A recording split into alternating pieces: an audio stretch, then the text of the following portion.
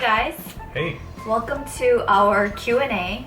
So I know the first day of our trip in Jeju, we've been whining about, well, I've been whining about getting chicken and beer, chimek.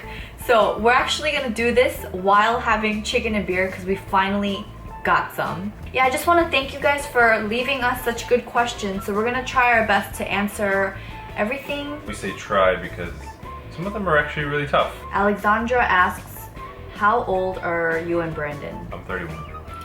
I am 30. Am I allowed to eat this while we're... Yeah. Okay. Yeah. Second question comes from Jess. She says, I just got engaged last weekend and my boyfriend and I want totally different weddings in terms of pretty much everything. How was your wedding planning process and did you encounter any disagreements? We really didn't have too many disagreements in terms of wedding planning. Like from the beginning, I told Brandon that some of the things that were really important to me wasn't having a really expensive wedding dress or shoes or any like flowers, any of that. But for me, it would be totally worth it to invest in some really awesome videographers and photographers. And in the beginning, Brandon wasn't like really crazy about the idea, but then once we met, right? Once we got in touch with the people that we really wanted to document our day for us, Brandon was way more on board then, right? I like nice things, but I don't want to spend a whole lot of money. So as we were doing the research and she was saying that these two things were the most important, I was just happy that she wasn't trying to spend a whole lot of money for the sake of spending money or because that's what other people were doing, excuse me. Her sort of non-negotiables or one of the areas where she was trying to say, this is like the most important thing was in terms of capturing the wedding in a way that's, when we look on it, it'll be really cool. You know, the wedding planning, I'd like to think it's an exercise for just relationships and marriage in general. Why do you want different things? What's the core purpose behind why you want those things? And I think once you start to really dig deep and find that core of, hey, you know, I want this because of this reason and that person wants this because of that reason, you start to see what's truly important and then begin to explore ways to have both. It's an important exercise because it's not just for that moment. I mean, I think understanding what your direction is as a couple and being able to know and see and appreciate that and say, hey, I'm on board, or, you know, let's, because if it's totally different, if your why in general is totally different, then, you know, it's a bigger problem that's totally outside of just wedding planning. And so I think for us, the reason why it wasn't as tough is because we kind of had the same direction. We knew that, you know, this was just a day, although it was a beautiful symbol for having our families get together and being joined through us and basically declaring publicly that we are committed to each other forever. I mean, those are all great things, but at the end of the day, we both were on board with not spending too much money. We're both on board with why we wanted to do a destination wedding, because we wanted to keep it with, you know, truly loved ones that will invest in us just as much as we would want to invest in them.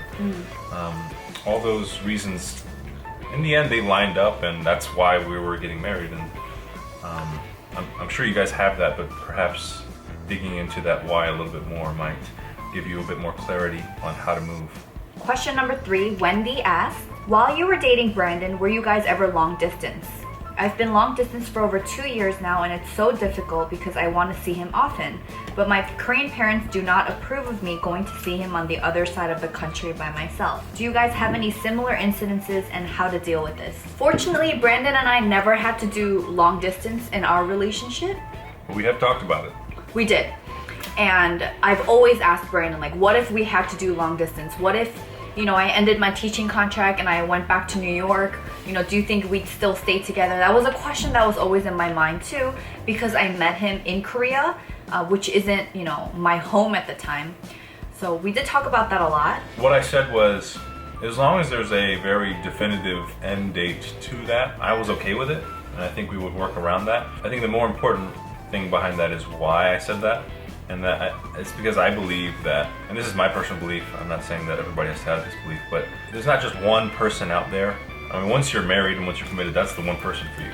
And that's what I believe. But before then, you know, there's just so many things outside of our control, aside from our personalities and our direction and all that kind of stuff lining up, context is really important, right? So if I have a job here in Korea and she suddenly has to move to New York to set up her career and that's where she's going to be long term, and I can't sacrifice that because I have a future that I need to tend to, and contextually we can't make it work out, then, you know, we just need to not waste time, right?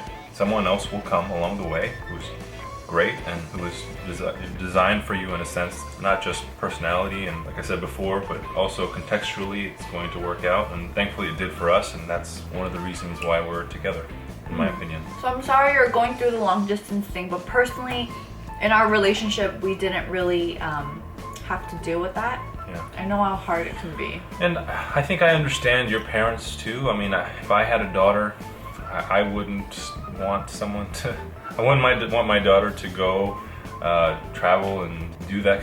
You know, I don't know. Brandon would lock our daughter in like a 4x4 room until Yeah. she's like 35. Yeah, I personally would want the guy to bend over backwards to come and see and, you know, stay at a hotel and really show that he's serious about the relationship. And I think this is just important for relationships in general, for the guy to, like in the fairy tales, slay the dragon and rescue the princess from the castle. I mean, I think for the most part, I would want the guy to show that level of commitment, because I know in general that the females tend to give that commitment more naturally. Not like a hard and fast rule, but I think that's very natural. I mean, that sounds almost sexist, or, you know, in this day and age, it's totally un-PC. I think you could misconstrue the situation, but based on what I've seen, it's like if a guy wants to make it happen, he'll make it happen.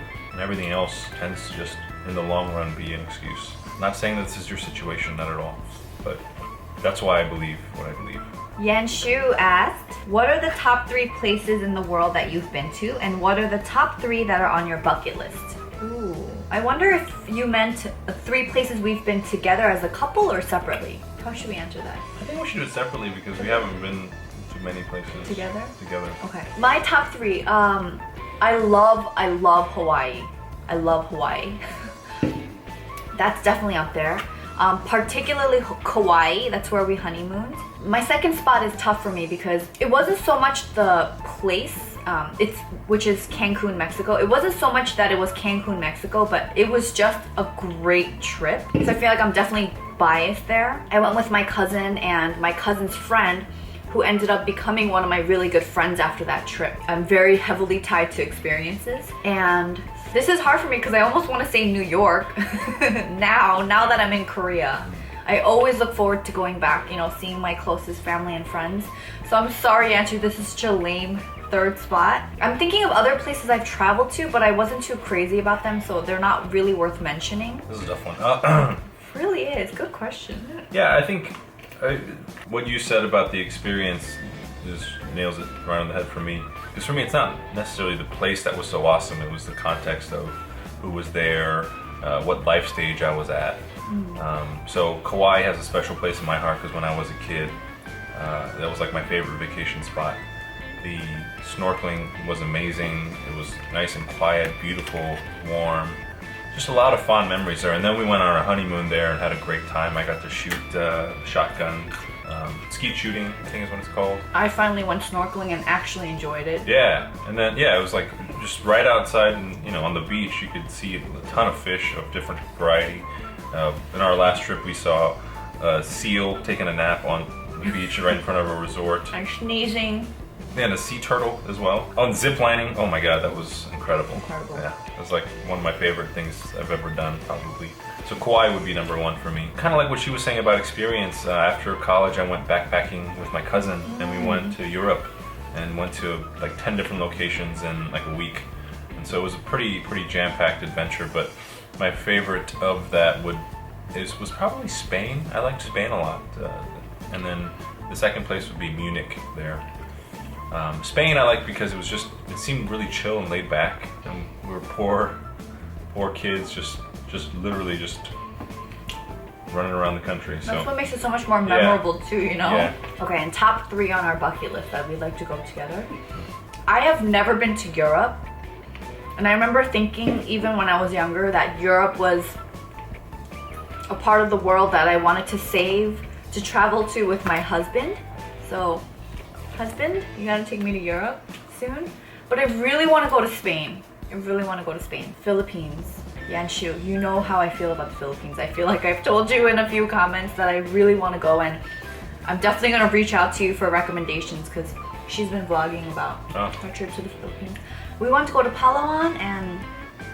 Oh, you want to do it to Boracay? I want to go to Boracay. Brandon's been.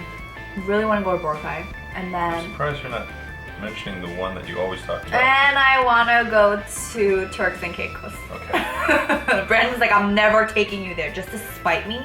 It's not spite. It's Okay, just to from the bully you. beginning, from the beginning he bullied me and say he'd never take me there. Ever. So I want to go there. Is it that good? I don't know. Oh my gosh, like I feel like maybe it's the pictures and everything, but like that would be like my ideal baby mooning situation. I weirdly also want to go to Alaska.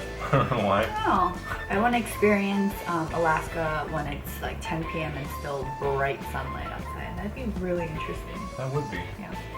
I really want to eat salmon there. For some reason, I feel like if we could like go into those streams and just snag a salmon with our mouths. Yeah, and I'll vlog that Like because I don't want to do that. Just eat it by the side of the river like a bear. That'd be really fun. I could so see you doing that.